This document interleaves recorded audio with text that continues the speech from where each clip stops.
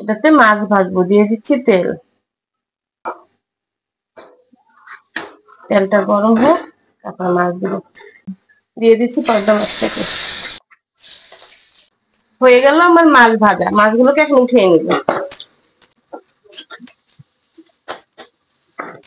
দিয়ে দিচ্ছি তেল, এটাতে সবজি বসাবো মাছ দিয়ে।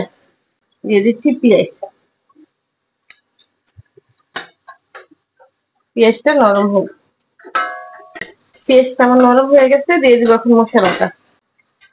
হলুদ, মরিচ, লবণ, একটু ধনিয়ার গুঁড়ো।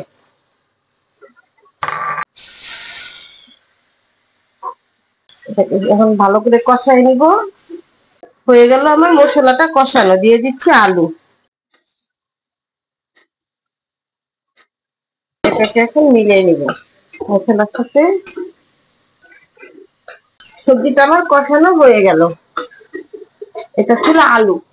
দিয়ে দিচ্ছি বেগুন। বেগুনটা নরম সবজি, এই জন্য এটা পরে দিলাম আমি। বেগুনটা দিয়ে এটাকে একটু কষাইয়া তারপরে এটাতে ঝোল দিব। হয়ে গেল আমার বেগুন আলু কষানো। এটাতে এখন পানি দিয়ে দিব। দিয়ে দিচ্ছি পানিটা। যেহেতু বেগুন আলুটা আগে কষানো আছে, তাই পানিটা কম দিলাম। একটু বলক আসুক, পরে মাছ দিয়ে দিব।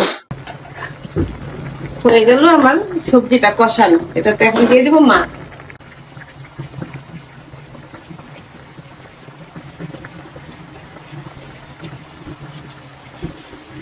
দিয়ে দিচ্ছি কয়েকটা কাঁচামরিচ।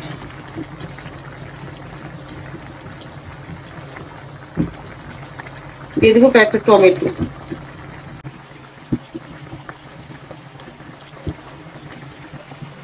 দিয়ে দিচ্ছি ধনে পাতা।